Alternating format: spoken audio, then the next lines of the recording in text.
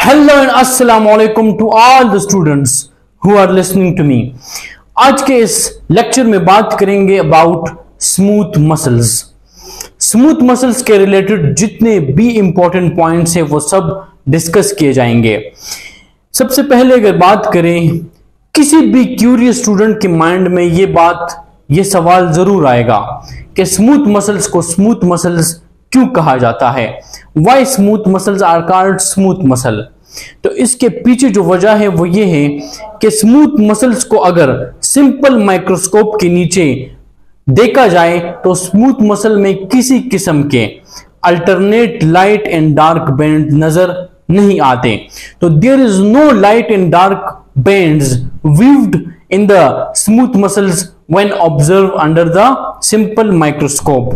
यही वजह है कि स्मूथ मसल्स को अनस्ट्राइप्ड या नॉन स्ट्रिएटेड मसल्स भी कहते हैं। तो पहले पॉइंट की एक्सप्लेनेशन ये है कि स्मूथ मसल में किसी किस्म के alternate light and dark bands नहीं होते। ऑल्दो कि स्मूथ मसल्स में मायोसिन और एक्टिन फिलामेंट मौजूद होते हैं, लेकिन स्मूथ मसल्स के जो मायोसिन और एक्टिन फिलामेंट्स होते हैं वो सार्कोमियर नहीं बनाते, they do not form sarcomere. यही वजह है कि स्मूथ मसल्स को अनस्ट्राइप्ड या नॉन स्ट्रिएटेड मसल्स भी कहते हैं। दूसरे पॉइंट में लिखा गया है कि यूनिन्यूक्लिएटेड।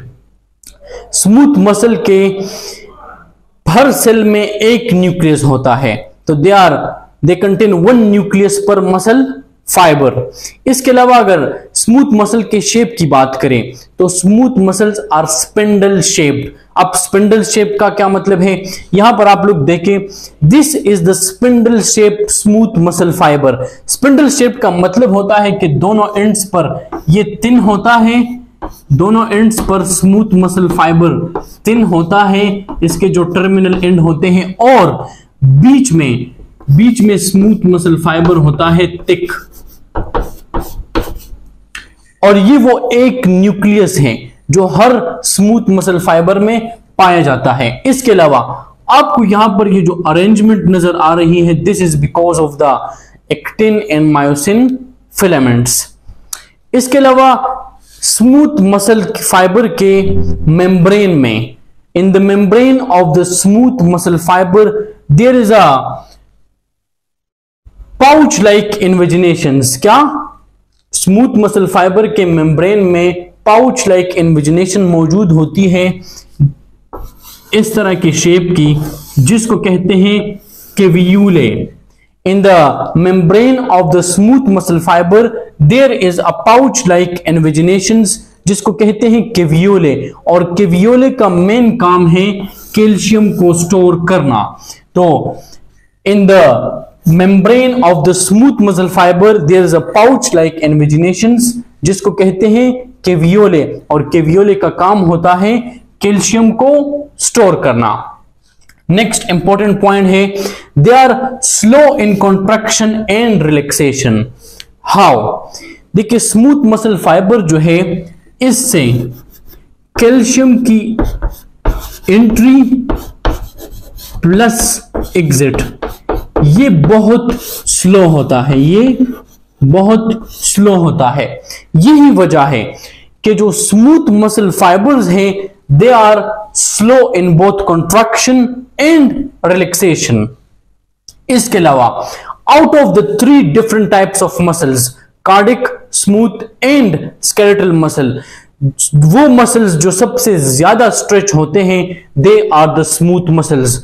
तो it is also one of the most important point, they experience maximum stretching. तीनों डिफरेंट टाइप्स ऑफ मसल में जो सबसे ज्यादा स्ट्रेचिंग एक्सपीरियंस करते हैं तो that is the smooth muscles.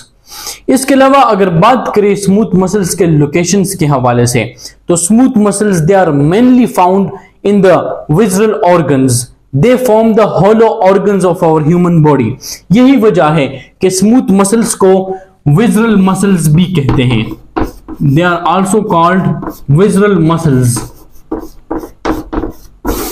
तो स्मूथ मसल जो है they are found in the hollow organs, the alimentary canal. For example, oesophagus का लोअर पार्ट हो गया, small intestine, large intestine, wall of the urinary bladder, wall of the uterus, wall of the blood vessels, ये वो तमाम places हैं जहां पर smooth muscles पाए जाते हैं। अगर बात करें स्मूथ मसल्स के कंट्रोल के हवाले से, तो स्मूथ मसल जो है दे आर कंट्रोल्ड इनवॉलंटरली। इसका मतलब यह है कि स्मूथ मसल्स हमारे कॉन्शियस कंट्रोल में नहीं है। अब स्मूथ मसल्स की रेगुलेशन की अगर बात करें तो smooth muscles are regulated by different factors, by the signals from the ANS यानी ऑटोनॉमिक नर्वस सिस्टम, इसी तरह by ions, by temperature, by hormones and by stretching.